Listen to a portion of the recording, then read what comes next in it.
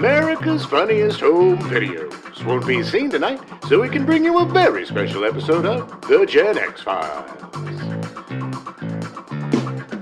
Welcome to The Gen X Files. I'm Jim. I'm Adam. And today's show is For the Stepdads. Oh, your spooky old stepdads are here. Pull up a seat on the floor Yes. and listen to your spooky old stepdads. Yeah, sit Indian style, because that's not problematic anymore. Remember when they My would legs say, don't bend that way. Yeah, I had weird legs as a child. Like, they almost put me in braces. Oh, wow. Because I Really? was severely pigeon-toed. Yeah. But the doctor was like, it makes you run faster. And it's true, because it kind of dig in a weird Yeah, way. that makes sense. It was nice that he was trying to turn Make my you feel deformity better? into a... Yeah. He was like the doctor for Forrest Gump. Magic legs. So whenever they say, instead Indian style, I would sit with my legs back, if that makes sense. Yeah, bent like Bent in a weird way that made everyone uncomfortable because it just looked unnatural. Thinking about it right now makes me uncomfortable. Yeah. Sure. So I would get a lot of flack for that because Yeah. I couldn't sit. My legs bent a different way. Still, my favorite story about your legs is when you would do the dead legs. It was so good. Yes. It was so good. Yes. Just drag himself around by his arms with his dead legs. Yes, pretending. Yes, that was very, very. It wasn't problematic at the time. Not at the time. Not at the. You were time. very agile, I will say. Without having legs, you were very agile. Well, I had exceptional upper body strength. You do. I did. Well, you do. But yeah, so that was back when nonconformity was just not at all accepted. Yeah. It was just like this way. My mother was left-handed. They would tie her hand. Yeah. Tie it. You can't. To the Yeah. desk. No. So she would use her right hand. I mean- because you know what the reasoning was? Left hand is the devil, Adam. Yeah. The devil. Well, there's still the persistent myth that people that use their left hand to do things are stupider than people that do their right hands. Well, I can tell you that all the left-handed people I know are pretty damn smart, especially my mom, who's brilliant. And there's folks like me who are ambidextrous. They can use really? both their hands. I am ambidextrous, but only with certain activities. Ugh, I don't want to know. I don't want to know which ones those are. All right, anyway, moving on. What a fun month. We did... Oh, my God, yeah. Such a great month. Look, I have loved our other horror months. I love the classics. Oh. I love Jason and Freddy and Michael Myers. And, Yeah, the classics. The yeah. real, yeah. and all of the other ones that we watched. A lot of fun. But these are the outliers, man. These are Yeah. the thinking They're man's horror. sleepers. Yeah. Like you're like, oh yeah, it's about that thing, but oh, you're wrong. Well, yeah, and it's easy to discount movies from the 70s because Yeah. there's a lot of goof. Look, man, you're never there going was to convince me. really I mean, bad Zardoz. stuff. Yeah, I know, we've covered I know. half of them. I know.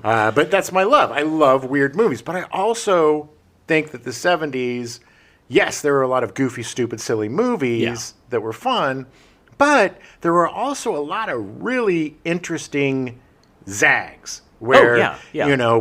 Good directors doing genre pictures. Yeah. Not too much control from the studio. They can kind of do what they want. And these are three perfect examples of filmmakers' horror, where it's they take a story, and in the case of Body Snatchers, a story that's been done before, Yeah. and make it their own. Or Altered States, a story that really hasn't been done before, in that No, setting. it's a hole in new ground. Create something completely new and interesting. Or with Wolfen, take a tired old trope like werewolves and make it something completely different. And I think that's what was so much fun about the movies this month, is they were all surprising in their own way. They all subverted expectations. Yes, thank you. You would go into them thinking one thing, and then it's like, wow. I mean, I love the original Invasion of the Body Snatchers. Oh, me too. It's really good. Yeah. The book is really good. I had never seen this movie, and I don't know why. And part of it, I think, was because it was like, it's just a remake, whatever. Sure. But no, it's so much more than that. It is. So much more. It is the best version of it. And Oh, yeah. And I know we had a little bit of 45 a versions right, of it, exactly. yeah. I know we had a little bit of a debate about whether it could only be made in the 70s, that version. But I think ultimately what came out of that debate was that it was the perfect time to make that version. Yeah. Because of all of the, the social problems. All the dogs with the faces, the human faces. All the dogs. That was a big thing in the 70s. It was a plague of dogs with human faces. Our dog got a human face. It was really gross. That is really gross. Oh, the old man shot it too because he thought it was a person. Did he get reincarnated as Christy Gnome? Yes, oh, God, probably. All three of these movies super fun, and you made a really good point that all three of these movies could have been written by Stephen King. Yeah, this is piggybacking off of your realization that all of these movies are stories about a small group of people dealing with something much bigger than them. Right. Intimate stories of global phenomena. Right, which is something that Stephen King does. Yeah, except for Altered States. Yeah. Oh, yeah, but I mean, it is in a... yes, but more of a mind-bending of global thing, like discovering who we are as people. Yes, it is a scientific breakthrough of epic proportions. Yeah. But told through the lens of 3 or 4 people. Yeah, because I mean, to me, in Altered States, like, he's representing people. You know, I mean, he's representing humanity and us discovering who we are as people, which is, you know, a much bigger thing. I mean, obviously, it's not something that's happening to the entire world. Right. But I think, to piggyback off of that, I think each of the characters are a different facet of humanity. Yeah, agreed. You know, he is the one who the atheist who's searching for meaning in life. Right. Who's searching for God, basically, to be like, F you, God, because he's mad, you know. And then you've got the anthropologist who is looking at it in terms of the evolution of man and you know, what is the origins of man. And then you have the academic who is like, well, how can we make money off of this? Yeah. You know, and then you got the true believer, Balaban, right? You know, who is just like, come on, we got to do it. So it's really interesting. Yeah. They picked really good characters, and the best decision they made, and we talk about this all the time, is they didn't have our least favorite character in the world, the naysayer. Yeah. I can't. If you have someone in your script that more than once doesn't believe something, right, you're not writing the script well enough. No, I get it at the beginning. We gotta have some pushback, right? There is an exception to that for me.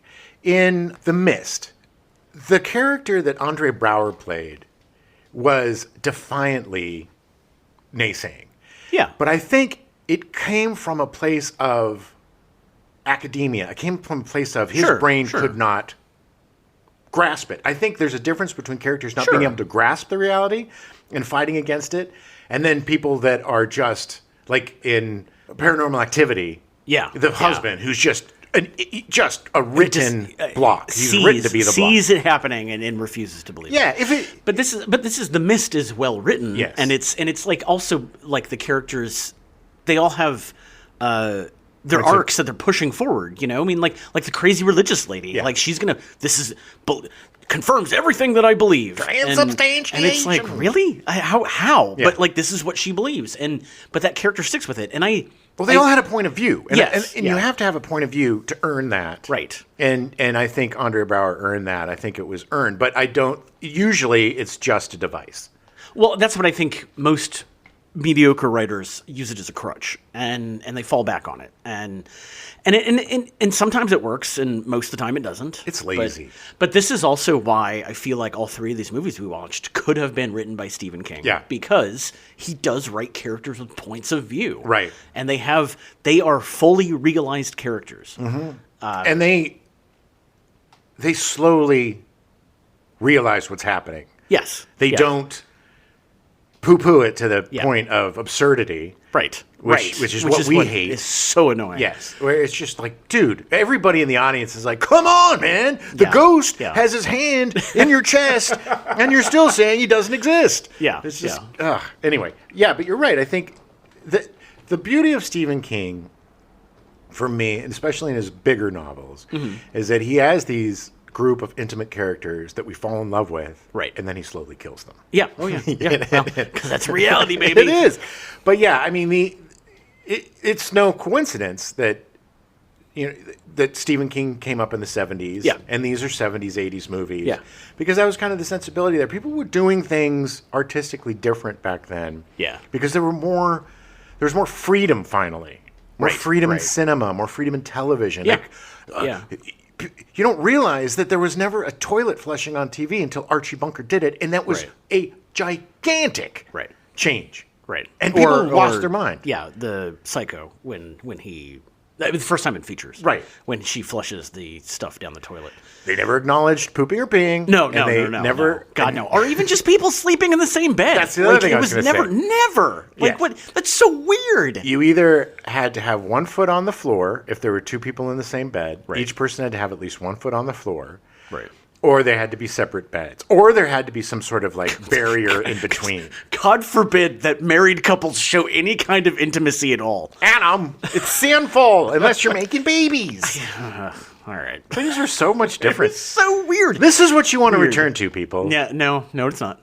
This is what... But also to piggyback on the 70s being more free, because it was around the late 60s is when they finally did away with the like contract system and, right. and the studio system of like, and God knows next month we're going to be talking a lot about that. Yeah, oh yeah. But it comes down to people, the artists, the actors, the artists, the directors having more freedom to choose to do what they wanted to do. Right.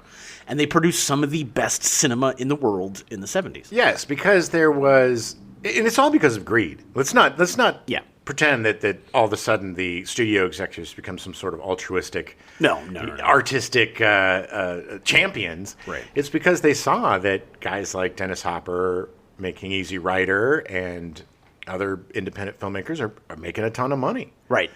So they got these guys in, and that was a perfect marriage. It was a perfect marriage of great filmmakers. You got like Scorsese, you got Frankenheimer, you got Hopper, you got De Palma. You have all these really interesting... I mean, even Kaufman. Yeah, Kaufman, of course. Yeah. And all of the directors of this yes. You know, they're all extremely interesting. You may not like them. Right. You may not enjoy their style necessarily, but you cannot deny the fact that they're all unique individual artists. Right. This is, it reminds me a lot of, much more modern, but Michael Haneke. Michael Haneke did Funny Games. Yeah, Michael Pitt was in the remake, right? In the American version. I have seen 99% of Michael Haneke's movies, and I hate all of them. But I continue to watch them because he takes risks. Yeah. I have yet to see something of his I've liked. Right. But, like, I know that going into it, he's putting everything into that movie. You're not going to be bored. Yeah. You may not like it. Except for some of them you are. But that's also, like, part of what he's doing. And it's not, I just have... Funny Games is really anyway. Really bothers you. Total speed bump. Yeah, I get it. But it's at the same time like these three guys that we covered this month. These three directors, Kaufman, Russell, and Wadley. They had their vision. They had their point of view. Right. They knew what they wanted to say on screen. They also put themselves into the film. I mean, Wadley especially. Oh yeah. Wears his bona fides on his sleeve. Oh yeah. During he has that, to. and it's all his activism and being a 60s hippie, man. Yeah. But it works. It doesn't beat you over the head with it. It's subtle. No, not at all. Not at all. I think the only thing in that movie that doesn't really work for me is the surveillance state part, because I'm pretty sure they cut out a ton of that, because there's no real resolution to it, or there's no real need for it. Yeah, well, yeah, it's set up, and then I mean, I get what he's saying. Like, it's supposed to be technology's taking over, and the whole technology versus nature, and and all that. But it wasn't, because they cut the movie down. It was superfluous. It just shouldn't have been there at all. Exactly. But hardly ruins the film at all. I mean, no, it just gets weird. It's like suddenly I'm watching a Michael Crichton movie. It's so weird. Just some weird speed bumps. But look, it's really fun to have a month where you haven't seen a lot of the movies. Yeah. Actually, to be honest, I don't think I've seen it. I saw any of them before we watched them. Well, that's great, and you enjoyed all of them. Yeah, all three of them are really great. I mean, I think Altered States is probably the one I will not watch again. Right. Just because it's so weird. Yeah. But then thinking about it, I'm like, no, actually, because there's some great scenes. Yeah. Like, there's some really great scenes in it. Great acting. Yeah, really I mean, even just the scenes of them talking and like discussing. It reminded me of being in college and like having these weird long conversations about stuff that may or may not matter. Exactly. That's why that movie became precious to me in college, because you're experimenting with different things, and you see movies that there weren't a lot of movies back then that touched on hallucinogenics. Oh no. In an academic way. I mean, Easy Rider, they're all taking acid. It's like all the hippie movies, of course. But in terms of really studying the effects and using hallucinogenics as a tool for Right. something else. Right, for diving deeper into your subconscious. Way ahead of its time. Yeah. Because now they're using psilocybin yeah. to cure depression and Oh yeah, PTSD. so many people I know microdose every day. Yeah. And it helps, it's like, okay. Whatever it takes, baby. Yeah. It's not easy to get through the day these days. That is true. That is true. But yeah, so we highly recommend all of these movies. And Adam made a great point on the last show. Get yourself 10, 15 milligrams of THC. Get some CBD in there because we're all old. We could use a little bit of comfort on our old bods. Your joints will thank you. If you got kids, send them to grandma's. Yeah. For the night. Spend the night, yeah. Get your Eddies, get your favorite drink and your favorite pizza, and have a triple feature with all three of these movies. And So good. they'll give you Hollywood. Yeah. They'll give you the Halloween creeps in a way that you probably haven't had since the 70s. Yeah. They're so good. All three of them are so good. I cannot recommend them enough. Especially Invasion of the Body Snatchers. Yeah. That movie has become one of my top 5 favorite movies of all time. That is so great. It is directed so well. Oh, yeah. It makes me want to make movies again. It is in the same, and this is going to sound insane to a lot of people, but to me, this is in the same category as The Conversation. Oh, yeah. Where even though it's a genre movie, it still has that same level of minutia where everything serves the story, the shots, the sound, the characters, all of it is in service to this story. I just think that unfortunately, because it's a genre film, this movie gets kind of overlooked sometimes. Yeah, well, and it was kind of quote unquote hoist by its own petard with the fact that it was most famous for literally the last frame of the movie. Right. It kind of overshadowed everything else in the movie. Yeah. But that's the beauty of these movies. You think you know what you're going into, and then, man, you're just blown away. It's one of the most shocking endings in Hollywood at the time. Yeah. I mean, the reason why it was so iconic is because nothing has happened like that. It's just we're not used to losing. Literally, the bad guys won. Yeah, that's not something that was happening in Hollywood. That was not allowed. That's why the original ended the way that it did. Right. Because Americans got to win. You could show other countries losing. Oh yeah, yeah. But not America. We'll take it over. Yeah, we'll do it. We'll yeah. Yeah, the Hollywood code. That old code. The chode code is what I called it. Anyway. So, speaking of Stephen King, movies finally, after literally they announced this movie in 2019. Seriously? Yes. It was supposed to shoot in 2020, and then the pandemic kind of screwed it all up. But they ended up shooting most of it in 2021. And then they did reshoots in 2023 or something, something way later. But the movie finally came out. It's Salem's Lot, which was written and directed by Gary Dauberman, who wrote the Annabelle movies, the Annabelle series of movies. It was produced by James Wan. I love James Wan. I don't think he's always the most on director. He's very slick. I love Saw. Saw to me is one of the greatest feature debuts by a director. Oh yeah. So I'll always have a soft spot for James Wan. A soft spot. A soft spot. But it finally came out on Max. We got to watch it. What did you think of Salem's Lot? I loved it. I thought it was really fun. I'm just now noticing that the critics weren't super kind to it, but I thought it was like It Chapter 2. I thought it was a really good adaptation of the book. It was really funny because we're looking at Lewis Pullman, who's the star, and I'm like, and you said something about Bill Pullman, and I was like, well, that's his son. I literally, I don't know what it is, but when it's a father-son, unless they look exactly alike, I have some weird relationship face blindness. Sure, but they look pretty similar. I know. And they sound very similar. It's just one of those, it's like Jack Quaid and Dennis Quaid. I kind of see it, but I kind of don't. Yeah, Jack Quaid is the weird combination of Meg Ryan and Dennis Quaid. And it's it doesn't quite work, but I guess it does because people love him. But or like the Russell kid, whatever his name is, Kurt Russell's kid. Oh, Wyatt. Wyatt. Like that. Like the second you're like, oh yeah, that's Kurt Russell. You're like, oh yeah. Okay. It's like off-brand Kurt Russell. It's like the 99-cent store. We can't get Kurt, better get Wyatt. Oh, that's terrible. He's like, such a better actor than that. It's like when you see, at the 99-cent store, like a Marge Simpson doll, but it's Midge Sampson of the Sampsons. Her hair's green instead of blue. Exactly. It's like, well, okay. But I think Wyatt's great. And I mean, and honestly, Lewis Pullman was really good in this movie. He really was. He was a good choice for Ben Mears. This is the 5th adaptation of the book, I think. Really? Technically. There was in 79. The book came out in like 78, I think. There was a second novel, right? After. Yes, because I think Carrie was maybe it first. was 77 then. Because Carrie was first. It was Salem's Lot, and then The Shining. Those were his first 3. No. Yes. Sorry. I'm thinking of the movie. The movie came out in 80. But the first adaptation was a TV miniseries starring David Soul as Ben Mears. Starsky and Hutch, baby. And also the kid that was James at 16. I forget his name. Yeah, I don't remember his name either.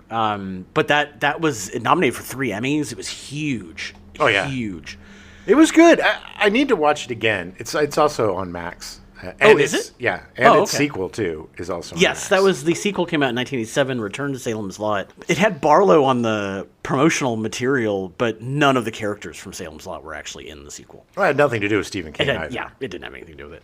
And then in 2004, there was a TNT miniseries starring Rob Lowe, which I have bought a Stephen King adaptation set recently, and it's on there. So I don't think I've ever actually seen it. One of those Amazon $10 for 10 movies kind of thing. It was like there were so many things. It's supposed to be. I love Rob Lowe, so I'm sure it's probably decent. Yeah, I mean TNT was doing some good Stephen King work back then, so I'm definitely interested in seeing it. Yeah. And Castle Rock, the second season, they featured the Marston House during the second season. It was a big part of it. 2018. And then in 2021, Chapelwaite. Did you ever watch Chapelwaite? I did not. It was not based on Salem's Lot. It was based on the short story Jerusalem's Lot, which was a prequel to Salem's Lot. Yeah, because the town is Jerusalem's Lot. It's not Salem's Lot. It's confusing. Yeah. But the town that it takes place in is Jerusalem's Lot. And it was set in the 19th century, like around the time when the town was founded-ish, whatever. But it starred Adrian Brody. Apparently the show was good. It was on Epix, so I don't think anybody saw it. Oh, okay. I'm curious. I didn't know. Yeah, but it was based on that short story. And I know I've read the short story, but I don't remember it's really anything good. about it. It's kind of sets up Jerusalem's Lot as a place of evil. Kind of supernatural. Yeah. Okay. I liked the movie. I thought it was done really well. Lewis Pullman, Mackenzie Lee, Spencer Treat Clark, and William Sadler. Can't make a Stephen King movie without William Sadler. My God, he is looking old. Yes.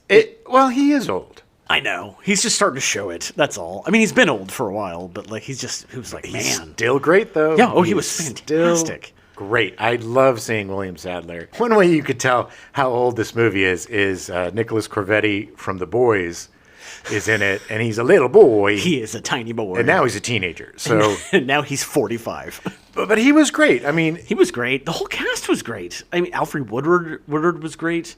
Oh yeah, and Bill Camp. My absolute favorite Bill Camp. God, Steals the show. I love Bill. I have a celebrity crush or an actor crush on Bill Camp. Talent crush. Talent crush. Thank you. He's so good all the time. So good. He was amazing. The little kid, Jordan Preston Carter. Oh, he nailed it. Oh my God, it was one of the best depictions of a kid I've ever seen in a movie. Well, it was also what I loved about it. It was not BS. The kid knew his ass. And then they were like, should we really talk about this? And he's like, you mean the vampires? And it's just like, I'm going to get him. I promised my friend, and I'm going to go do this. Yeah. And they're like, well, you shouldn't do it, kid. And he was like, well, what are you going to do? Yeah. And he was so stalwart and so determined. And it's so much from the book. I mean, that is really from the book. Yeah. That character was he is the catalyst that gets to Barlow. And yeah, I think I haven't really seen this kid before, Jordan Preston Carter. Yeah. But I'm looking for him. Yeah, he's definitely on my radar. One of the best representations of a Stephen King kid character. Yes, agreed. That I have seen, because there's no cloying, there's no BS. Yeah, he's just a tough little kid. I read Stephen King as a little kid, right? And I identified with these little guys that had to go through these crazy, horrible, life-changing adventures, Yeah, quoties. yeah. But it always seemed so cool to me to be the kid that is the crux Right. of everything. Right, You know, right. whether it's the Dark Tower or it's Salem's Lot or The Talisman or any Yeah, of these yeah. books. Stephen King has a real soft spot for kids, and he writes kids really well in terms of them not being idiot kids. Yeah, yeah. Yeah. But not smart. It's not like the Dawson's Creek effect where Right, all they're- the kids are talking like they're 30 years old. Right. He does a really good job, and I think Jordan Preston Carter nailed it. Oh yeah, totally. Yeah, and it's a pretty faithful adaptation of the book. The ending is the third act is very different. Oh, yeah. But I really liked it. I thought it Yeah. was done really well. I mean, it was set up well. It had some good scares, Definitely. good action. The production design was really good. Barlow looked amazing. Yeah. Like it was all the vampires with the glowing eyes were done really well. Yeah, it was a very fun movie. I don't understand. I haven't read any reviews. I've seen Yeah, scores that are very low for whatever reason. But Right. hell, if you're a Stephen King fan, if you're a Salem's Lot fan, you're going to really dig this. Yeah. You know, we're pretty. We're equal parts forgiving and also precious when it comes Yeah. to Stephen King stuff. And I think this is in the uppers. You know, this is in the Yeah. better. This is in the its and Yeah, the. I think you it's know, one of the better adaptations. Yeah. It's like, to me, it goes, you got your top tiers, Right. which is like Shawshank, The Mist, the Glory Road. It's a Green Mile. Green Mile, yeah. And then you got just slightly under those, you got the It's, and you got Salem's Lot. Right. Oh, upper and the uppers too is definitely Stand By Me. And, Yeah, Stand By Me. And, The yeah. Shining. Yes, The Shining, and then right below you got with the tiny belowers, Right, you got Doctor Sleep. Oh yeah, You know, there's some really great stuff. Yeah. I mean, there's really it's good. I just am. It's like Star Wars. I'm just Right. happy that they're still adapting stuff. I'm Same. happy that people still want to do this stuff. Same. Like he's been producing books for 50 years, and people are still enamored by them, and that's awesome. Yeah, I mean, I my favorite time of the year is when the new Stephen King book comes out. Yeah. Yeah. And then I get back into reading for a month, and then I stop reading until the next Stephen King book comes out. I got to get Yeah. better at that. Oh, by the way, I went when I dropped off my ballot at the ballot box. I went in and got my library card. Oh, did you? Good Yeah. for you. I Good. went in, checked out the library, hung out there for a little bit. Good. It's awesome. There's yeah. so many things you can do with it. Yes, we're sliding into old man's corner now. But if you're not taking advantage, this is so stupid, but if you're not taking advantage of your local library, you're really missing out because it's not just books and magazines and stuff. It's movies. There's and movies. There's tons of DVDs. Music, There's there's- Blu-rays. There's then on top of that, with your library card, there's like 2 or 3 different streaming services Yeah. you can connect to. I mean, they have limitations on them, but like there's stuff on there that you can't see anywhere else. Oh, we've used that plenty of Yeah. times for the show. And on top of that, I mean, at least here in LA, like I have access. I get like 2 or 4 free tickets to like the zoo every year. Ooh. And like to various museums and things. Like it's great. I can check out. Last time I went to use one of our state parks, I literally checked out a state park pass and didn't have to pay anything. Wow. It was crazy. I mean, is granted, crazy. it's only like $15 you'd pay for the day, but it was like, hey, it's there. That's a cheeseburger. Hey, there you go. Exactly. Well, that's awesome. Yeah. Join your local library, people. Listen to your should old stepdads. support your library. It's an important institution. It really is. Wow. Plus, they have free internet. Like, it's just, sometimes you don't sit by people that smell bad. Like, it's. Yeah, everybody was pretty cool last Yeah. night. Pretty cool people. It's good. It's our local branch is really nice. I like it a lot. It is nice. It's in walking distance too. And, Yeah. yeah. Support your library. Support your library and vote. That was speaking of old man corner, old man correction corner. Time after time, we talked about this. I don't remember which episode it was we talked about it. Yeah. But it was it must have been the Invasion of the Body Snatchers because it was a Jack Finney thing. Right. Time After Time is a time travel movie about H.G. Wells going after Jack the Ripper. It starred Malcolm McDowell, Mary Steenburgen, and David Warner. Didn't I say that was what that was? I don't remember if we got to the actual title. Because that happens all the time with It this was title, by the way. written and directed by Nicholas Meyer, who directed The Day After, which Right. is when we talked about it. Right. Yes. Yes, exactly. And Time After Time, it's not a bad movie, if I remember correctly. It's I like all the. I don't think I've ever seen it, which is weird because I love time travel yeah, stuff. it's totally. We'll have to do like a weird 70s time travel month. Yeah, that's true. Actually, that'd be fun. There's a lot of good stuff. Good one. But I would love to watch this again. I haven't seen it. But the book, the Jack Finney book, is Time and Again, which ties back in with our Stephen King, because the version that I'm reading right now has a preamble by Stephen King. Oh, nice. Talking about how much Time After Time inspired him when it came out in 1970. Oh, wow. That's awesome. Yeah. And then there was something else. There was just one. It was just a quickie. I'm sure somebody caught it because people always catch it. But we were talking about, what is it? The Great Divide? What is it? Oh, the Continental Divide. Continental Divide, the movie with Blair Brown and John Belushi. I think Not we Jim said Belushi. James Belushi. Yeah. It wasn't. It was John. It was obviously John Belushi, because we were talking about how good he was. Good he was, and how, like, where his career could have gone had he not died. Exactly. Yeah. And look, we're also fans of Jim Belushi too. So, Oh yeah, he's great. You know, He's great. Watch Canine. Listen to our Canine episode. listen to our Canine episode and buy his pot. Man, I was watching random clips on the YouTubes, Yes. and they were talking about Chris Farley. Speaking of John Belushi, Chris Farley, and how he came back in '93 and like hosted, and he was the biggest I'd ever seen him. And he had a whole monologue about how he was getting back on track and doing it right, and like literally had like Chris Rock and somebody else there like encouraging him to essentially get off of heroin and shit. And then a month later he died. Ugh. Yeah. It was so heartbreaking watching this stuff. And when they do reruns now, they actually cut his monologue out because it Really? was so spot on about how he did not get back on track. Oh, And yeah. that just It's breaks just- my heart. It's just, yeah. I am a little bit upset that they're making a movie about him, and I think Oh, it's yeah. starring Walter Hauser. Oh, really? I don't know. It's, No, he's something got Hauser. 3 names. Yes. Yeah. Like a serial killer. Cole Walter Hauser, or Walter Cole, whatever. He's a great actor. he's a great actor. But no, I do not need to see. It's just like the John Belushi, like Wired. It's just Yeah. I don't need to see a movie about somebody whom I love self-destruct. I don't care. We know that he self-destructs. I don't need to watch I the don't need misery. to see that fictionalized and made No, worse. I want to watch Tommy Boy. I want to Yeah. remember him Yeah. as the giant ball of joy. yes, that's a perfect way of describing him. A giant ball of joy and heroin. It was Chris Farley. That was, yeah. I do not like these dirty biopics that are all about the drugs and the alcohol and the this. And it's just Oscar bait, and it's using somebody's true life as entertainment, and I find that a little reprehensible. I find most biopics, especially biopics about people in Hollywood, to be so in poor taste.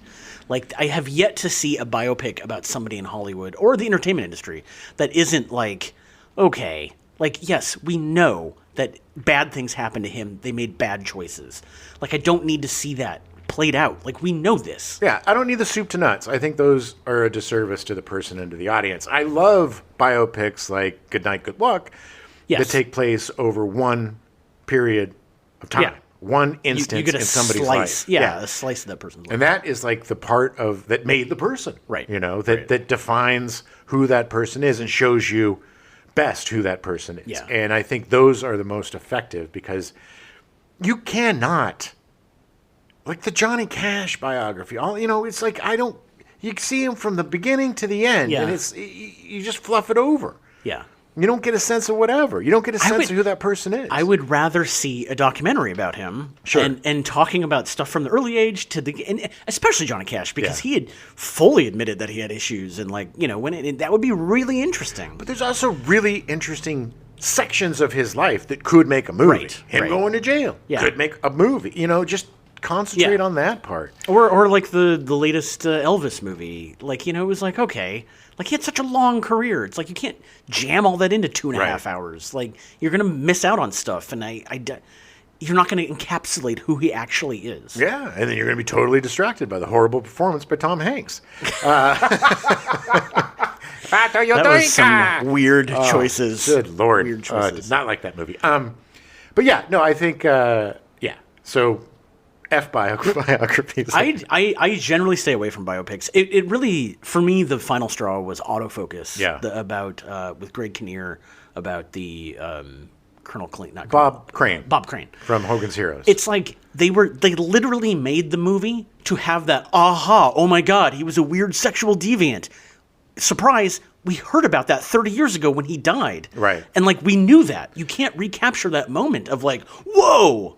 But it's also, was he a deviant? I mean, he basically just like filming himself having sex. I mean, he just had a kink. I know. No, I'm not saying that you're saying that. I'm just saying that we've come, when it happened, yes, it was a shocking thing. The fact that he was murdered is totally shocking, crazy. That was But the video stuff behind it, they made it really, tried to make it really salacious. Yeah. And I'm not sure if it was as salacious as I don't think it was. people say. I mean, look, if everybody knew what they were doing and consenting, then I don't have a problem. This is why I'm excited about the new Puff Daddy movie coming out. The documentary.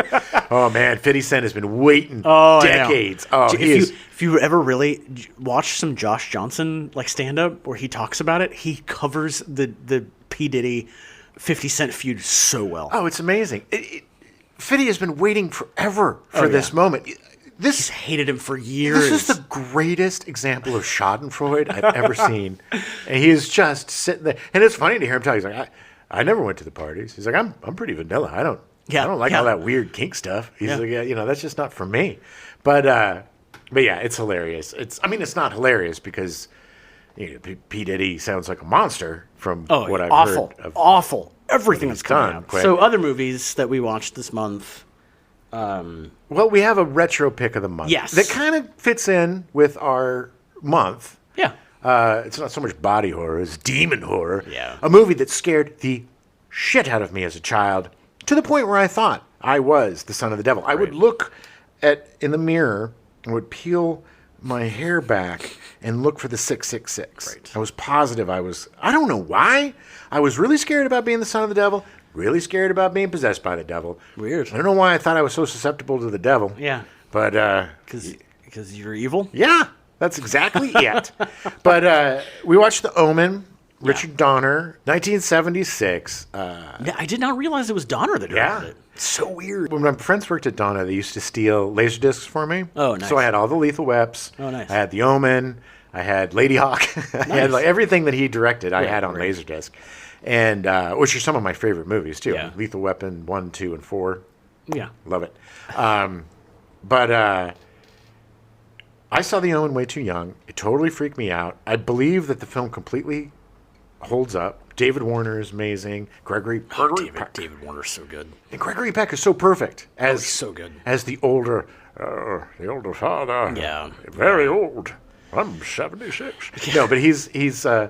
And Liam Remick was great. It's just it's another one of those 70s movies, slow burn, that is a detective movie, but also a devil movie. Yeah, yeah. And it's really fun. The part that I love about it is just the investigation that Gregory Peck goes on about this kid and how unbelievably creepy that little kid was. Oh, yeah. Yeah, he did a good job. There's two really iconic endings in the 70s. And we've covered both of them on this show. One is Invasion of the Body Snatchers with the point of, I was going to say Michael Caine, but no, Donald Sutherland. And the friggin' smile on that little demon boy at the very end of that movie. He won. Yeah. And then they made Omen 2, which isn't that good. And then they made Omen 3 with Sam Neill as the devil, the son of the devil, and he's going into politics, which goes along with the revelations. Right. But yeah, totally holds up. I really enjoyed watching it.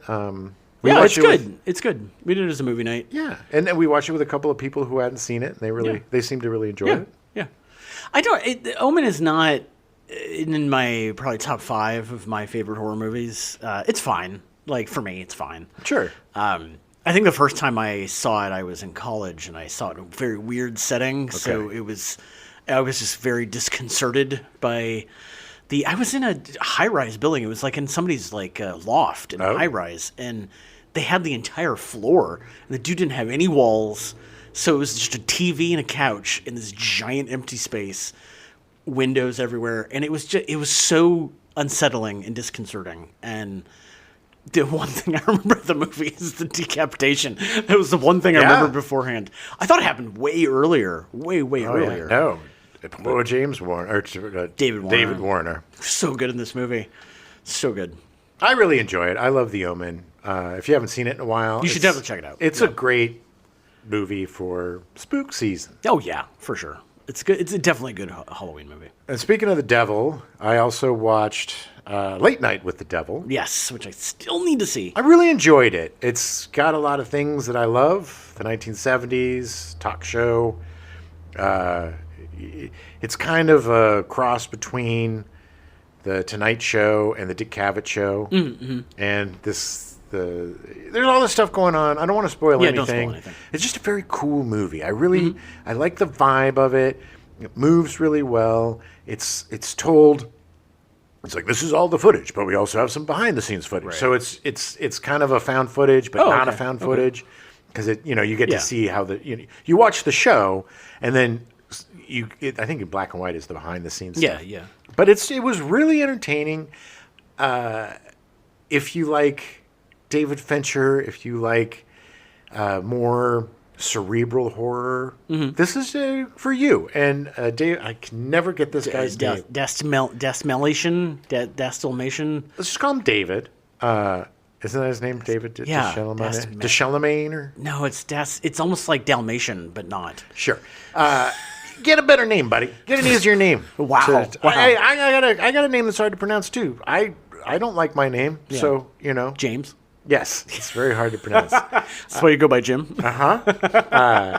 Yes, thank you for pointing that out. I recommend it. It's on Shudder. I'm not going to talk a lot about it because the less you know about it going in, the better. Yeah. I watched a new movie that's on Netflix called It's What's Inside. Yeah. It's totally unknown cast from what I could tell. The writer and director is somebody new.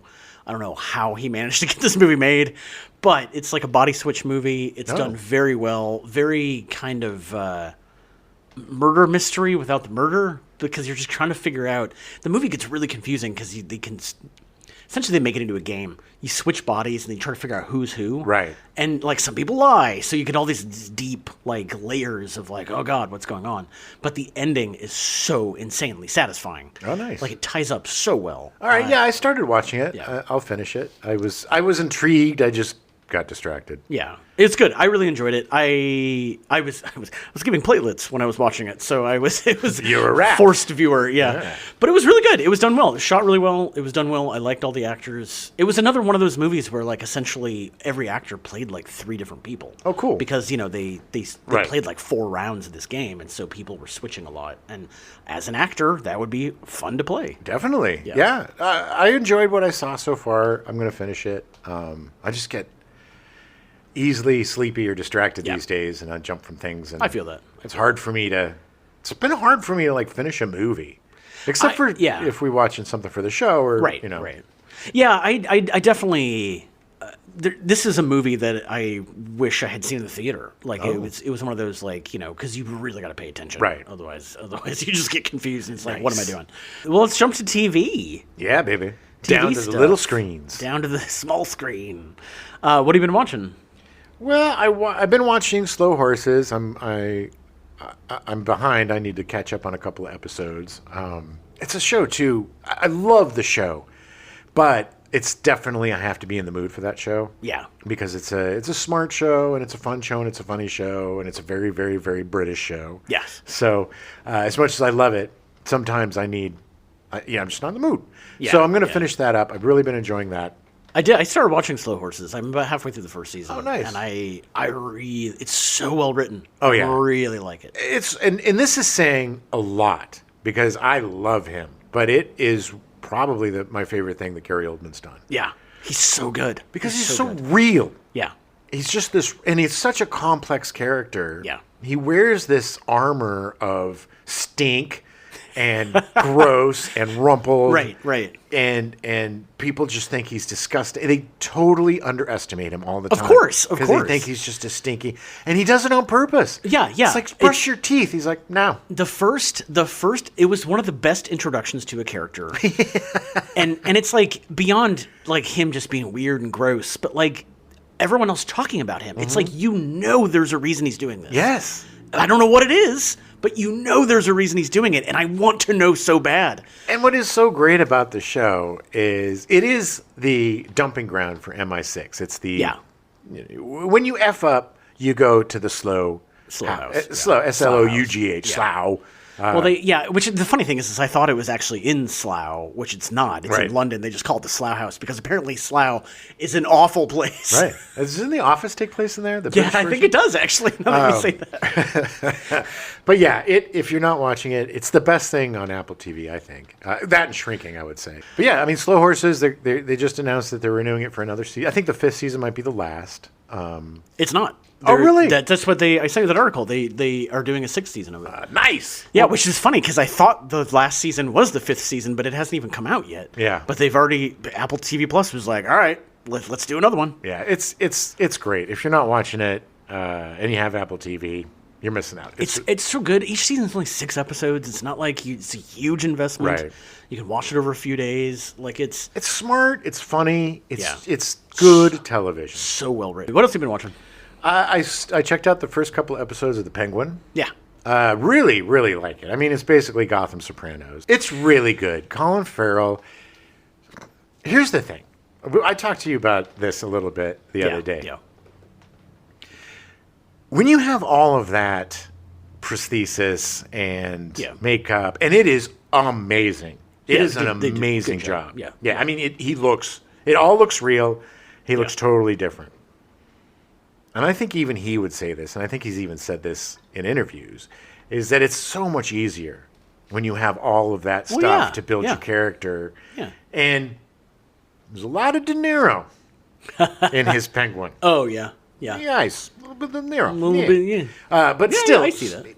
But it is really well done. And I was a little bit skeptical of this because I'm a little tired of these gritty, dark retellings of comic book stories, the gritty retelling of the Prince of Bel-Air. It's a new dramatic version of the Prince of Bel-Air. The gritty retelling of Dora the Explorer. What is she exploring? So I'm a little bit tired of this. Right. But this is really fun. It doesn't lose the fact that it's a fun show. Okay. The way that Oz Cobb, is playing everybody against each other is very cool, and it's got an amazing cast. It's got Michael Kelly, whom I love. He's a character actor. He was in the Jack Ryan series. Mm-hmm. He's been you'll know him. Yeah. If you see him, you know who he is. Does a really great job. Renzi Feliz, he's really good, but I think that the person I'm most impressed with is Christine Milioti. Yeah. Yeah. She's playing Sophia Falcone. Yeah. Her dad is dead. Her brother was killed. She just gets out of Arkham, and she's a psycho. Nice. Colin Farrell's great, but he's got all of that armor to play off of. She's just nakedly herself. Right. And she is so good and so creepy, so sinister. Yeah. It is the best performance I've ever seen her give. I know she's super into it because she's always wanted to be a Batman villain. Yeah. Oh, yeah. Since she was a little baby girl. Yeah. And she's making the most of it. She's She's absolutely fascinating. It's just great. It's got Shora Agdashlu. Yeah. She's in it. Amazing. Somehow. She's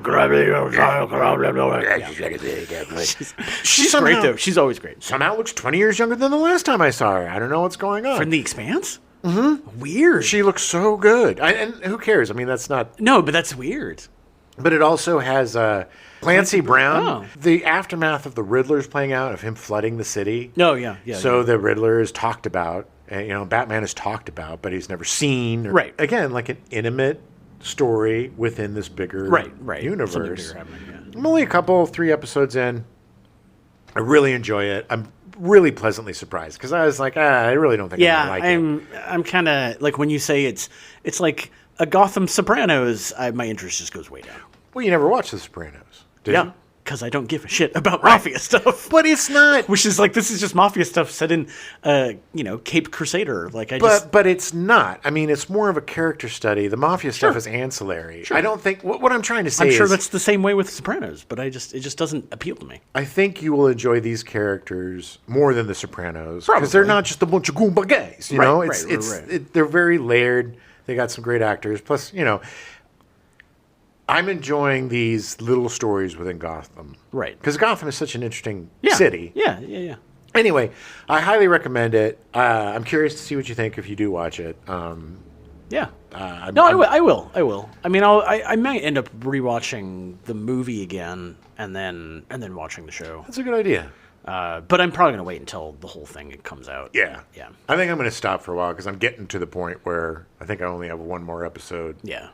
And then, because I like to kind of binge sure. watch because I have a bad memory and I forget stuff. Yeah. Yes. And then the last thing that I watched, my retro pick, I guess, two. I have two retro picks of the month. One is Prime put out the Bob Newhart Show finally. Yeah. So I'm going back in time. The 70s Bob Newhart. Watching the 70s Bob, which is my favorite. I just love the conceit of him being a psychiatrist. Right. And again, this is a show right out of the gate, fully baked. Right. Love it. And then for spooky season, I rewatched all of the Treehouse of Terror or Treehouse of Horror. I always say Treehouse of Terror because it's what it should have been because it's a better alliteration. But Treehouse of Horror, they're so great. It's also a little weird to just watch the Simpsons horror episodes. Right. Because after you watch a few back to back, they're pretty effed up. Yeah, and it's like, I've watched Bart Simpson die bloodily 6 times, and but they're all so great. What I didn't realize rewatching them is there were 2 kind of Treehouse of Terror presents episodes. There was one that was just kind of like a Halloween episode. It's a fun episode, but I remember it came out, and everybody lost their effing minds because they're like, "This isn't the Treehouse of Terror. This isn't it." Yeah. And then it was the greatest prank because the next week they put out the actual Treehouse of Terror. So the whole episode is just basically to prank people. Right. And it's still a really funny episode. And then they did another one the following year, the year after, that was It. Yeah. It Part 1 and 2. So they did the whole thing. And it was really fun. Krusty the Clown, of course, was the clown. Right. And, he had the kids. So it was really fun to rewatch them. It really got me in the mood. And it also really pushing me to do a rewatch of all 10,000 episodes of The Simpsons. Yeah. That's such an undertaking, but so good though. Oh my God, they're available because they're available. Might as well watch them. There's no better writing on TV, none. And I did start rewatching the 4th season, which is my favorite season. I know I'm not alone on that, right. But it's just some of the most brilliant writing ever. Yeah. So I highly recommend watching the Treehouse of Horror episodes to get yourself a little spooked out before spooky season ends next week. Nice. Only Murders in the Building. It's been so good. It's such a good season. Really such a good season. Really good. If you're not watching it, highly recommend it. It's very good. Yeah, and some great supporting actors. Oh, yeah. I haven't really been enjoying Kumail Nanjiani as much since he got buff, but I think he's pivoting into these kind of douchey characters. Oh, yeah. That enhances. He's really good at it. The fact that he always has to wear the Christmas stuff, and the explanation of it is that he's like, I did one TikTok and it took off, and this is me now. Like, it's so brilliant. It's so brilliant. So great. Meryl Streep and God, he had Eugene Levy. Zach Galifianakis. Eva Longoria. So good. And Melissa McCarthy as Steve Martin's sister. Yeah. I mean, she was great. So good. So good. It's so layered performance. Heartbreaking. Her character's so heartbreaking. It's so good. It also just shows what a really good actress she is. Yeah. When she's given a chance to not just wallow in her shtick. Right. I think too many movies, the director's like, do your thing. Like any comedian who's got... oh, yeah. A persona, or this is like, it's like the read your lines now, Mr. Williams. Go off script. Exactly. Thank you. Like, okay. But no, she is Emmy worthy on this one, I think. I sold her a TV once at Best Buy. Was she When nice? she was on, yeah, she was super nice. It was when she was on Gilmore Girls. That's how long ago. Oh, that was. wow. But like, she came in, and I was like, "Oh my God, you're Melissa McCarthy!" And she was like, "Hey," like we talked for a while. I sold her a little TV she was putting in her kitchen. Nice. Little 13-inch TV. Wow. Yeah. Remember those days when people actually went places to shop? Yeah. Yeah, It was great. She was super nice. Yeah. I really like her. The thing I love so much about Only Murders in the Building is the relationships and the smaller moments. Yeah. And Yeah. and the nuances of these impeccable actors, and just the willingness to make funny. Even Lagoria is magic. My God. Magic So in this. good. So good. So all three of them lampooning themselves are so good. Richard Kind as well. Richard Kind is so good in the show. Richard Kind is good in everything, Yeah. and he is in everything. Like everything. Whether it was the John Mahoney live in LA thing, he was just the everywhere sidekick. all the time. I saw him at the Walgreens up the street from us. Well, he was probably doing a job there. He's probably working the cash register. He's so The man good. works all the time. I love Richard Kind, but it really does seem like he never goes home. He must always be on He's a set. working all the time. All the time. He's so good, though. He's so good. Anyway, the show's great. Highly recommend it. If you haven't jumped on the Only Murders train yet, now is the time. Yeah. It's so good. Because you can binge them all. The other thing that I've been watching is there's, I love game shows. Yes. They brought back The Floor. They expanded it from 81 people to 100 people. All right. And Rob Lowe hosts. It's really great. It's a great show. You're an Rob expert. Lowe of Salem's Lot? Yes, of Salem's Lot. The TNT miniseries, Salem's Lot. Wow. You essentially have like an expert category, and then it's randomly chosen, and then you have to challenge somebody to essentially know more than they do in their category. Okay. If you end up winning, you inherit their category. So theoretically, you don't know anything about the thing if you get challenged and then win, you inherit their category. Okay. So theoretically, you could suddenly be like, one category was like Gen Z. It's like, okay, but then she goes against the guy that knows the periodic table. So like the Gen Z person wins on the Gen Z category. Now they have the periodic table. So it's like now you have to know everything about the periodic table. Oh, so you have to know. So if I conquer you, Yeah. then I have to know what you know. Yeah. So I become your I absorb If your you- expertise. Yes. If you win the category, you essentially win that top. The person's losing person. So I win the category. You're a different contestant. Yeah. You challenge me to the category I just won, even if I don't know anything about it. Correct. You can, theoretically, if you get randomly chosen. Right. The wrinkle in this season, and what I find really fascinating, and they didn't reveal this until like the third episode, there was a kid who came on and won 2 like duels, as they call them, and then he lost, and then he admitted that his category, which he did because he challenged people, he didn't have to do his own category. Right. He admitted that he made everything up about it and knew nothing about it. Oh, wow. And then suddenly people started lying all the time. Oh, that's interesting. And like they're playing it up as like, well, does this person really know about the category or not? All You right. know? So So it's it's kinda- an extra little wrinkle to the show. They give a little Survivor part to it. It's weird. I mean, it's not. It was. I think it was just kind of grew naturally Mm-hmm. or organically, but it's fascinating, and it's a great show. It's super fun. I mean, you win $250,000. Oh, wow. Plus, every season they're doing 100 people now, so it's like need to get on the show. Yeah. I I wish I were an expert in something. That's it for TV for me. Well, look, I don't watch as many game shows as I used to, but every time that you bring up these shows, they sound really intriguing to me, and I think I'm going to check this one out. The Floor is really good. That and the 1%. The 1% Club is probably the best new game show I've seen. The Floor is on The Floor is on Fox. It's on Hulu. Fox Yeah. and Hulu, and Yeah. then the 1% is on Prime. Prime. Yeah. All right, we'll check those out if you like the game shows. Yeah. Yeah. What about video games? Well, I'm still playing Baldur's Gate 3. I took a little bit of a break from that, but I think I'm getting back. I got a little burnt, which happens when you get so into a game. Oh, Sometimes yeah. you need Yeah. a little time off. Oh, yeah. Yeah. But I'm ready to go back. I took a detour into Star Wars Outlaws, which we picked up. I'm really enjoying it. I like the gameplay. I like the story. I love the fact that all you have is a blaster. I know a lot of people are like, yeah, it sucks, but I like it, and I think it's diverse.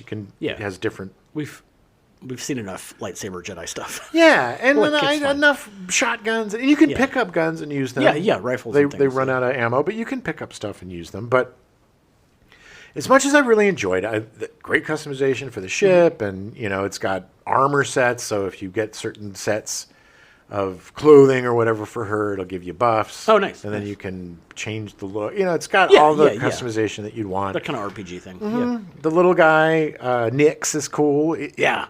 It's fun to actually use. He's a useful companion. Right. He does stuff that's, not just there being cute.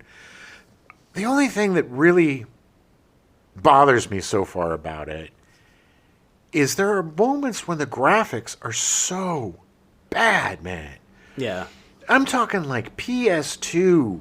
And this is cutscenes. Weird. This isn't, and I've had a few little floofers, a few weird things where her head spins around like The Exorcist, or her body jiggly-doo. Yeah.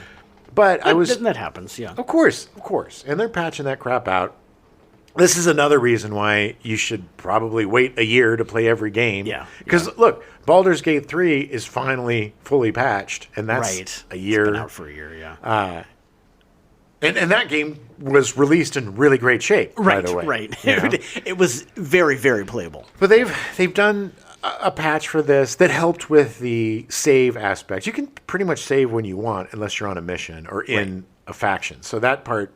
if you're going to go play some Sabacc or something and you want to make sure that you win, you can, scum save it a bit. But, and the Sabacc is really fun. The mini games are really fun. But it just sucks that this day and age with a AAA game that the graphics are so bad. Like I met Lando Calrissian for the first time in the game. I was really looking forward to that.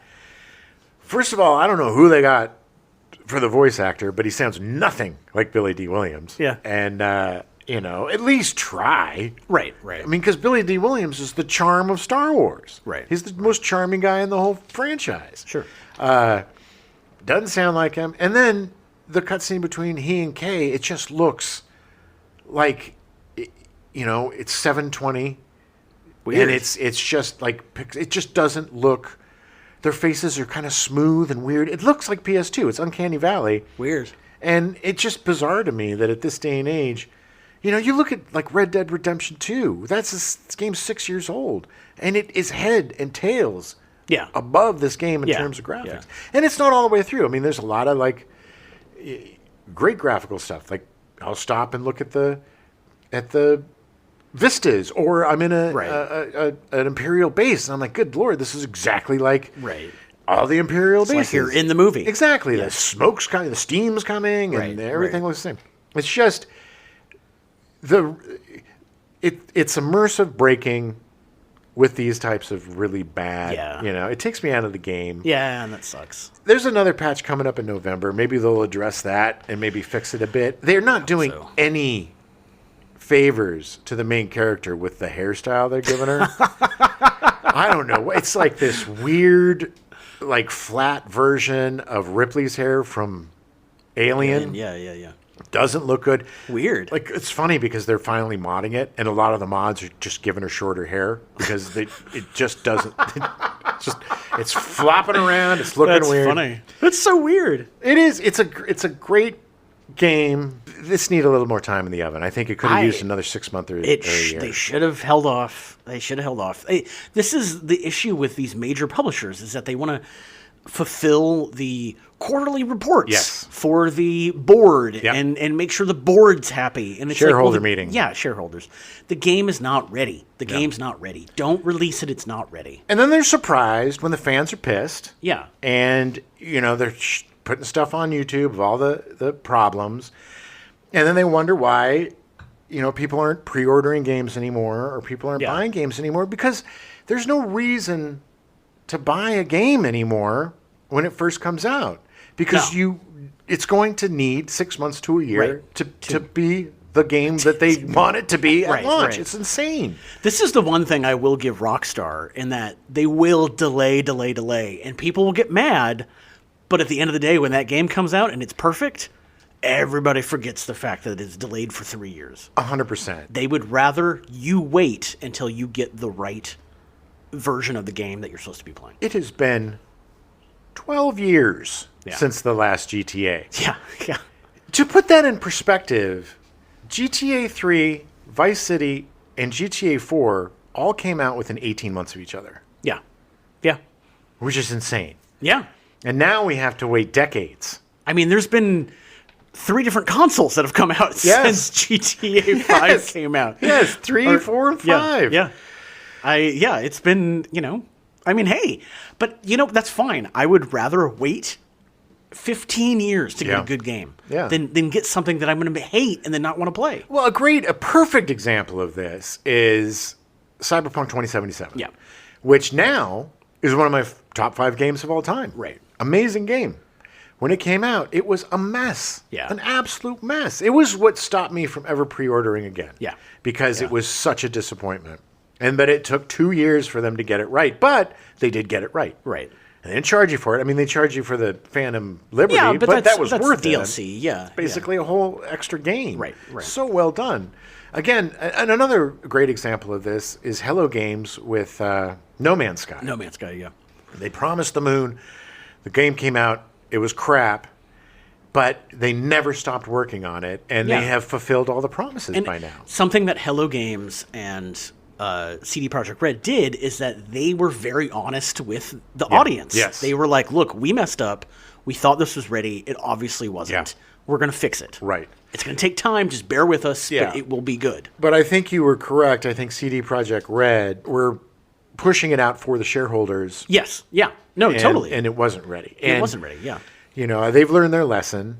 And I think what's really funny is Hello Games definitely learned their lesson. They have a new game coming out that looks amazing. It's this fantasy thing. Yeah. That's like a whole Big world. Yeah. It's as big as Earth. Right. And everybody's like, well, it's very ambitious, and they didn't. I will guarantee you, there's absolutely no way that Hello Games is going to release another half-baked game. No. They will not do that again. That's the same with CD Projekt Red. Exactly. The Witcher 4 is going to be the best game you will ever play. Because they learned their lesson. Yes, exactly. And unfortunately, Ubisoft doesn't learn that lesson. No, of course not, because they are run by shareholders. They're not run by creative video game players. They're starting to learn it. They push back Assassin's Creed to make thank sure. God. I talk about a game that Assassin's Creed Mirage. 30 seconds I played it and I was like, this is garbage. Yeah. I can't. I want it to be good. I love that franchise so much. That's the game also that I've heard, because I played it for maybe an hour and I wasn't really that impressed. But I've also heard that it's a game that once you get past the first couple hours, it really kicks in. Okay. I mean, I'm gonna play it. I'm gonna finish it. We have it. Just, I just haven't. It doesn't appeal to me at all. Yeah. Like I'm just. It's never the first thing I think of when I'm like, oh. Yeah, it's unfortunate. It's funny because I've been finally getting back in. I think I'm almost done with it. But Hogwarts Legacy, I'm almost done. I saw this great meme and this just happened because most of the graphics in the game are fantastic. Yeah.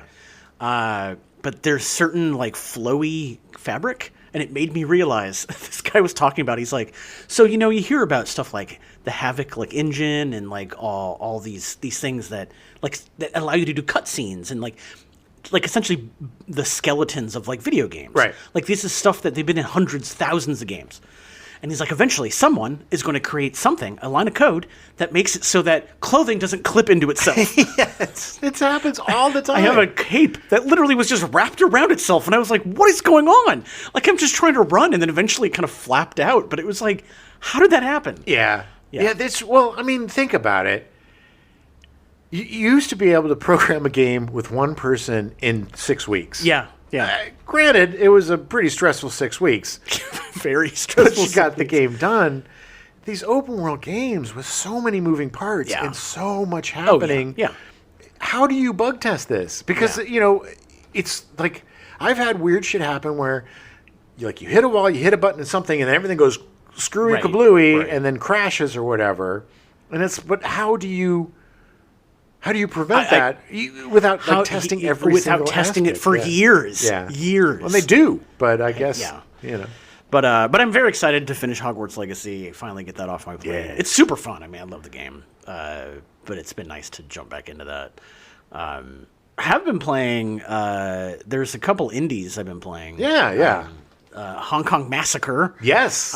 Which is a top-down roguelike, I guess. Kind of like Hotline Miami. Yeah, or Midnight Fight Express. Right. Which I think Midnight Fight Express is a better game. I think it plays better. The graphics in this one are more real. It's like an 80s Chinese adventure, or like mafia movie. It's basically a top-down John Woo. Yeah. Because you got the slow motion and the dives and the shooting. It is hard. Hard as F. It's a single-shot death. Yeah. You get shot once. It's real. It's quote-unquote real. Same reason why I couldn't play that Ghost Hunter game or whatever, because it's a one-shot kill. Yeah. I can't. Yeah. It's too hard. I enjoyed it. It's fun. It's a fun thing to jump in and just shoot some guys and go through some levels. Yeah. The cutscenes. Let's talk about PS2, man. PS2, yeah, they're not good. The level of compression on these cutscenes to get this into whatever 192 kilobytes, whatever the size the game is. The compression of the cutscenes, and the cutscenes are all kind of the same. They show this dude's face, then they show a car, and it's all super pixelated. Yeah. And it's all clipping and weird. Yeah, At first, I'm like, oh, is this an effect? I thought, that's what I thought. I was like, oh, they're doing it on purpose. They're not. But it was a $2 game. Yeah, it was super on sale. It's a game that I definitely will recommend for $2. Yeah. You'll have some fun with it. Yeah, I mean, it's not, and I'm sure there's probably other people that are better at this type of game, which will enjoy it a lot more. Yes. I still want to play it. I mean, I'm still definitely down for playing it. Games like this and Midnight Fight Express, they're fun games just to drop in, get out some rage or whatever for like 20 minutes, half an hour. If you only have like half an hour to game, we know that most of you have kids and lives, so you don't have a lot of time on your hands. These are great games just to, if you want to dip in and release some tension. Yeah. And it's get really frustrated and stop playing. Right. But either way, $2 is $2. Less than a cup of coffee. Yeah. I've also been playing This Is the Police 2. Oh, nice. Which there was a game called This Is the Police, which was kind of a weird text-based game. I watched you play it. It was kind of like corruption. Yeah, it's like you're a police chief and there's corruption and stuff. This one is like a more... it's like you're the sheriff of a county. So it's a little more... But they've got... The interaction with it is much more like RPG, like tabletop RPG, with moving and doing you do certain things. It's interesting. That sounds fun. It is. It's not bad. It's also way on sale. I mean, not way on sale. I think it's like $5 or $6. But I loved the first game. Yeah. It was done really well.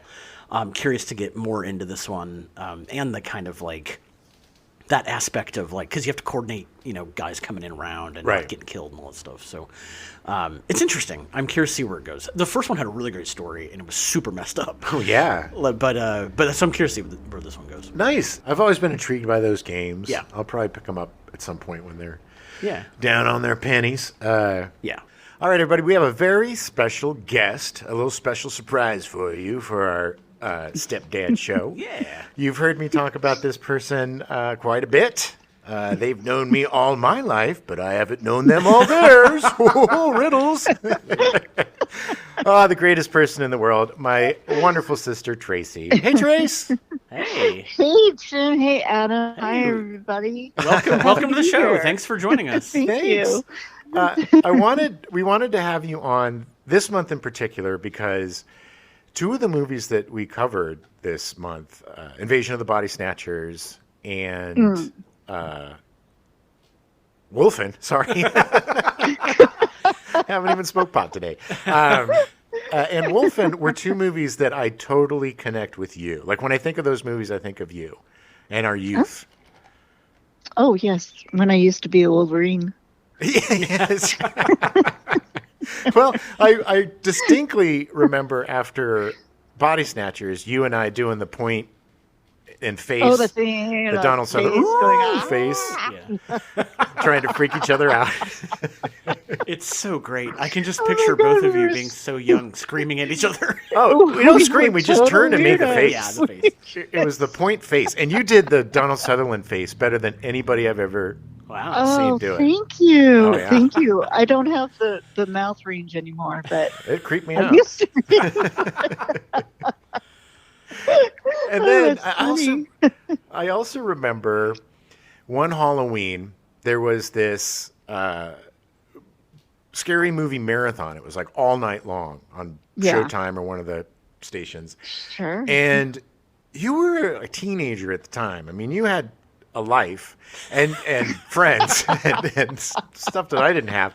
But you were so nice that I will always remember this. You stayed and watched that marathon with me, and we had like the best time. We're just eating candy and watching scary movies. It was totally fun. That's what being kids should be about. Yeah. Sitting in front of the TV with Halloween candy. Exactly. But I honestly think that experience really kind of cemented my love of horror for the rest of my time here on Earth. Wow. You know what? I want to be proud of that, but it just doesn't seem right. You should be proud. But I guess you hooked on horror. Well, I think also, if I remember correctly, it was some of the best horror movies. It was the first time I saw Night of the Living Dead, the original. Yeah. Oh, wow. And yes. and I think American Werewolf from London. They just had a really awesome lineup. No, I know it was American Werewolf from London because I loved that movie so much. Yeah, me too. And a lot of what we were talking about with the movies this month, the thing about them that really draws me to them, and Adam too, is that they're big stories that were told with just a few people. They're very intimate. Yeah. Yeah, that's true. An alien invasion movie, like Independence Day, is great. It's good for big blockbuster action and stupid things, but like that's not how it would really be if aliens came down. Right. Like they would be more like Invasion of the Body Snatchers. Right. Which is much more frightening, right? It is actually, because it could happen. Mm-hmm. Yeah. You just don't even know. And you wouldn't know. Exactly. That's what's so scary. I think it is happening. Oh, it's God. crazy. Yeah. Yeah. Well, climate change and all that, who knows who's doing it? Yeah. Yeah. It could be little pods that are down here that something want that's it warmer, or something that's in the ocean that has been frozen forever that gets thawed out, oh and my suddenly God, it's like, what do you do? Yeah.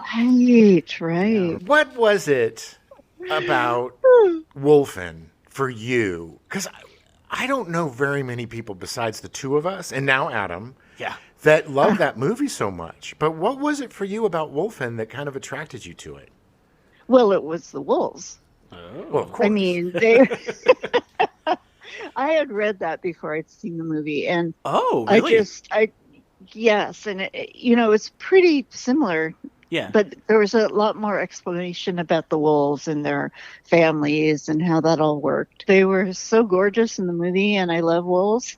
Oh yeah. I think that's what attracted me. But I loved when you saw it through the wolf's eyes. Yes. When you saw the whole scene through their eyes, that I loved. And that was I just thought that was so cool. And that was the first time that effect had been done. Yeah. Oh, it was? Yeah. So it was, Oh. that got me too. And of course, Albert Finney. We both love Albert Finney. I loved Albert Finney. Oh, man. I really did. We really liked, because you and I both like Oliver Reed, Albert Finney. Oh, yeah. We loved our puffy alcoholic Brits. That's... I think that's a family trait. It's in our DNA. I'm sorry, that was too loud. No, That you're was fine. You're funny. fine. We'll have to talk to your mom about that. See if she has a similar like for puffy alcoholic Brit. Even though Tracy looks much younger than I, she is my older sister. Oh, that's right. I literally always forget that. Yeah. Well, everybody does think- because she looks 20 years younger than I do. It's not really fair. I think you're looking for a really good Christmas present here. I think that's what's happening. Yeah.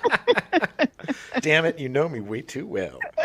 I also, another thing that Tracy and I bonded over, as we got older, I would say when I was probably out of college in the 90s, that's when our love of horrible movies began. And What was that? oh my God. And well, Puppet Master. Those. Yeah. Oh my gosh. And it was so awful, like a car accident. You can't look away, but you can never forget it. No. I can never forget Matt LeBlanc. Paul Le Mat. Oh, Paul and Matt. I'm sorry, I didn't mean that. God, if it was Matt LeBlanc, it would have been a better movie. I don't know. I don't know. I think Paul Le Mat and Matt LeBlanc are kind of on the same level. That's true. That is true. I have never done that before, and I was thinking in my head, don't do that. Remember his name. So, I remember you and I, and sometimes Laser Tag Larry, as that's what we call Larry on the show. We would go to your condo on weekends or at night, and we would just eat pizza and have some drinks and just watch the worst movies I know. ever made. I don't know why. Why did that attract us? I don't know, but it was fun. It was fun. It was always really fun. It wasn't just horror movies either. We had what's that one with Pauly Shore with the caveman? Encino Man. Encino Man. Oh my God. Did we watch that? Oh yeah, because we had a thing from that movie for years, because that's the movie with one of Dom DeLuise's kids. Oh yeah. And he's kind of a bully, and it's at one point somebody's saying something and he goes, "Shush!" Oh, that's No, I remember this now, because that's what I liked about it. Exactly. Shush! Yeah. Oh, that's funny. And we would do that to each other.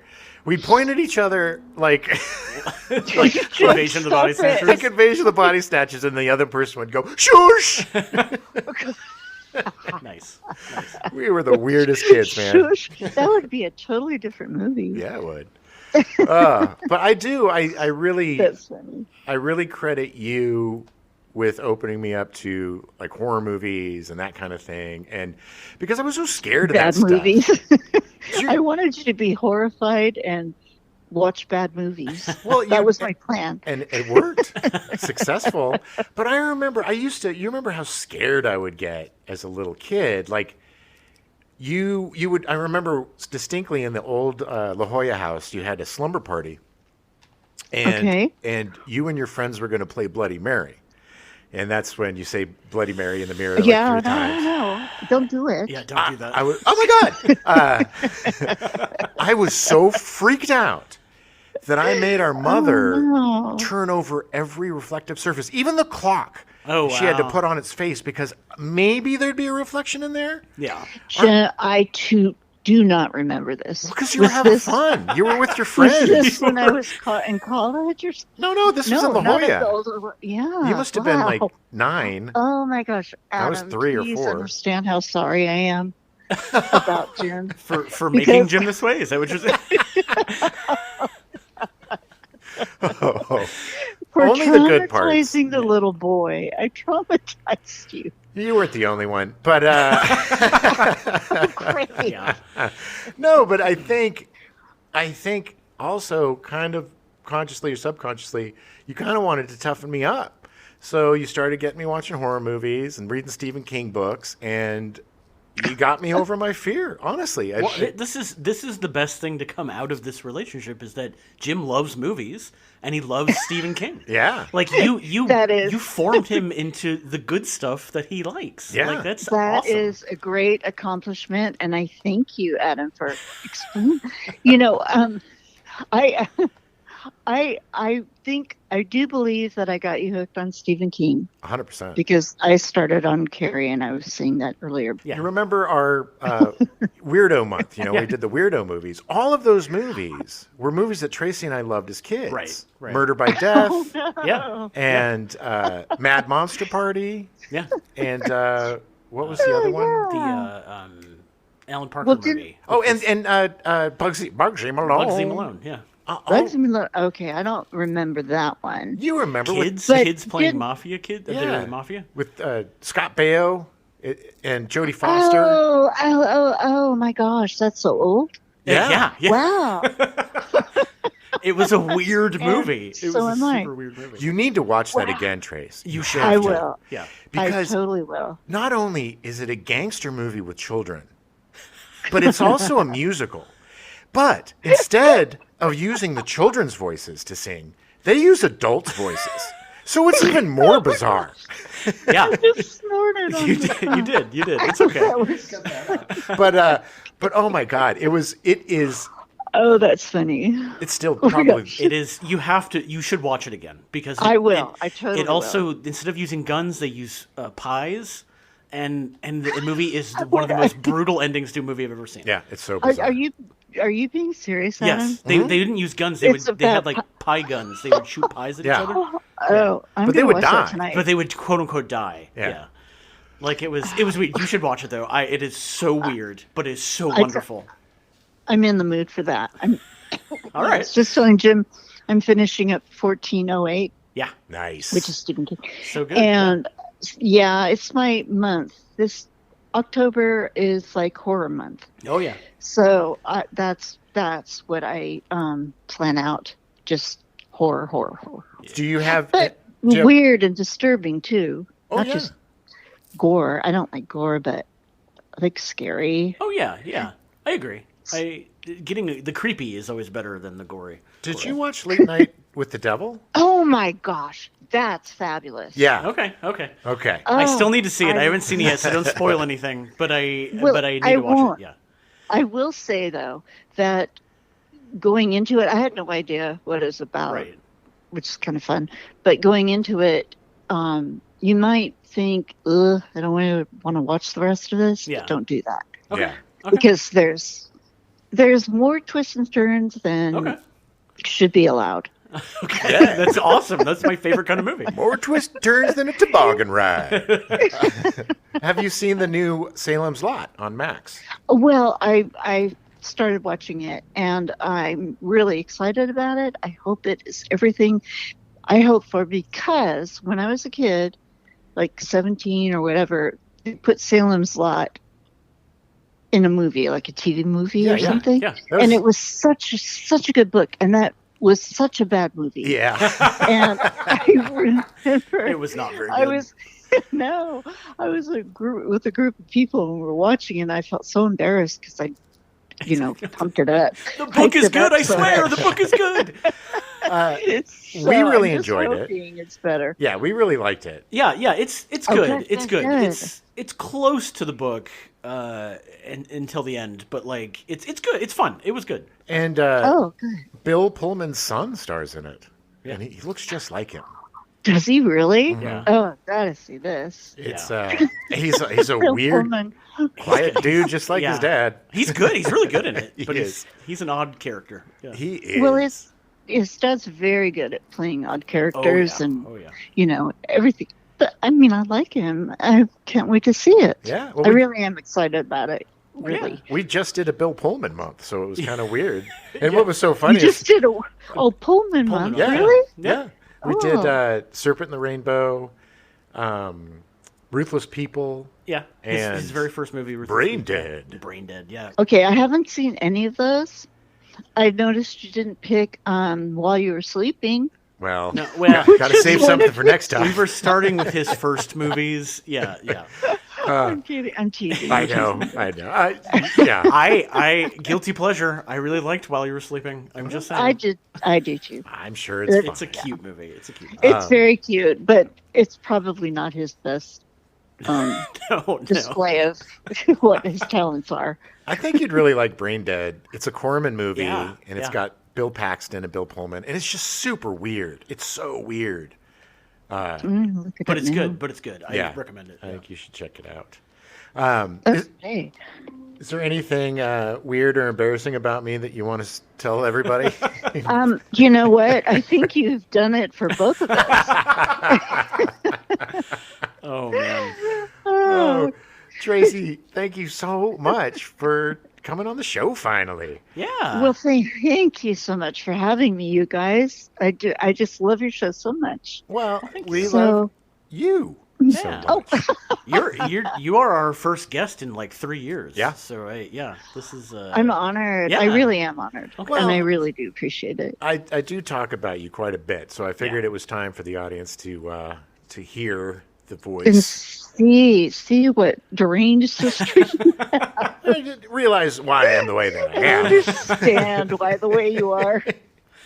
Oh, well, you are the best, the absolute best. And give Daryl a big old hug, give the doggies a big old squeeze Yeah. for me. I sure will do the same for Ripley. What are you doing for Halloween? Are you going to just watch some scaries? Oh, well, I don't know. Aaron decorated our house with like a skeleton in a chair and a graveyard, Oh, wow. and all kinds of stuff. But the thing is, we're out in the country. We don't get trick-or-treaters. Oh. So no one will see it. I don't think anybody does. I don't tell her that. Yeah, I don't know anybody that goes trick-or-treating anymore. I was talking to people today about it, and it's just so they don't even know. This woman I was talking to, she's younger, and they don't even remember. I mean, they don't have memories of what I have memories of. Yeah, right. How it used to be. So, but everybody's careful now. I guess that's the deal. Ugh. Those days when you'd go out and like the air was so thick with like fireworks smoke on Halloween, it was just like, what is going on? Well, the best for me, we had to use pillowcases for our candy because the candy thieves, the older kids would, you know. And I remember the one time, so we were all done with our trick-or-treating, my pillowcase was pretty hefty. And we used to have this grove in one of our houses in our front yard that had some orange trees and some avocado trees. And it was kind of a hill up.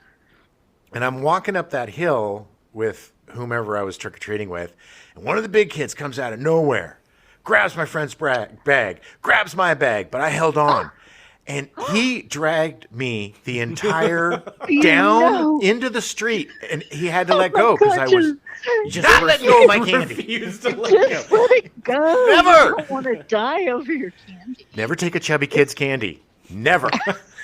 See, He's never going to let go. If he was smart, he would have offered Jim a cheeseburger and then just taken the candy and ran. Well, he wasn't smart, so. No, those kids were not smart. Jim was the smartest of his friends. Thank you, Tracy. You're welcome. You'll get your check later on this week. Check is in the mail. I'll look forward to it. Thank you. You're the best. Well, happy Halloween. Yeah, happy Halloween. Oh, happy Halloween, you guys. Do you get trick-or-treaters? No. No. Nah, we're in an apartment. No. There's no kids here, so yeah. Yeah. I'm sorry. There used to be. Well, yeah, but sure. I ate all of them. Yes. Adam ate all of the children. It's weird. Our apartment is made out of candy, and I am very German. Look, I got a long line of eating kids. It's just part of the Teasing them culture. with candy. It's what, Don't shame him for his culture. yes. German culture. They eat children. I will remember that culture now. Please do. All right. Well, we'll definitely have. Oh my gosh, you guys, you're so funny. Thank you so much. I really enjoyed our conversation. Well, yeah, and we'll definitely have you back on because I'm sure there's a ton of stuff that we're going to cover that your take on it too would help round out the experience. Trust me, I have many, many opinions about many shows. We'll definitely have to have you as a guest host for the Puppet Master show. Oh, yeah. Oh, my gosh. Fabulous. We'll get you and Paul LeMatt. and Matt LeBlanc. And Matt LeBlanc, just for fun. And Matt LeBlanc. Yay. All right, sis. Well, I love you. I'll talk to you soon. Okay. I love you too, Jim. Bye, Adam. Bye-bye. Love you. So fun. Oh, man, that was so much fun. Yeah, it's so good to hear from her. It's been a long time. It's really good to know that if anything happens to me, you got somebody that can you shoehorn in right away.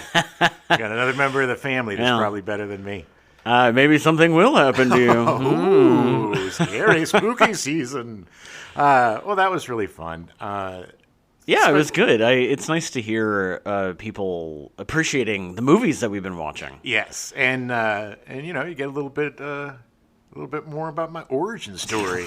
More insight into Jim. And then everybody definitely does not want that. Well, that was great.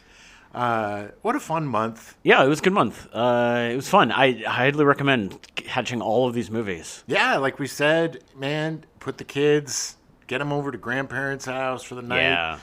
Get yourself a couple of edibles, a bottle of your favorite booze, and chalk up these 3 movies. Have a triple feature. Yeah, it's worth your time, for sure. And we're going to have a great time next month We're Going from crazy body horror to epic comedies. epic comedies. Lock yourself in because this is going to be a long month. Oh my God, it's a long month. We're starting out with one of my favorite comedies of all time. It's a mad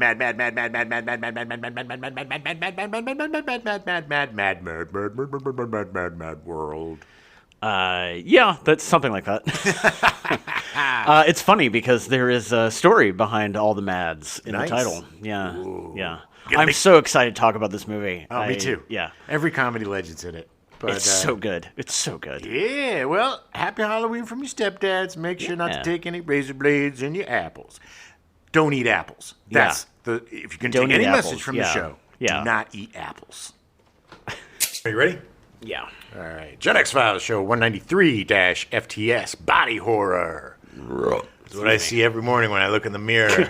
Body horror.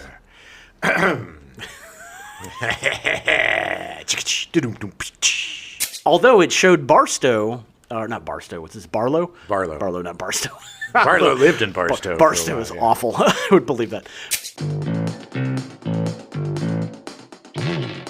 We now return you to your regularly scheduled programming. L.A. Law.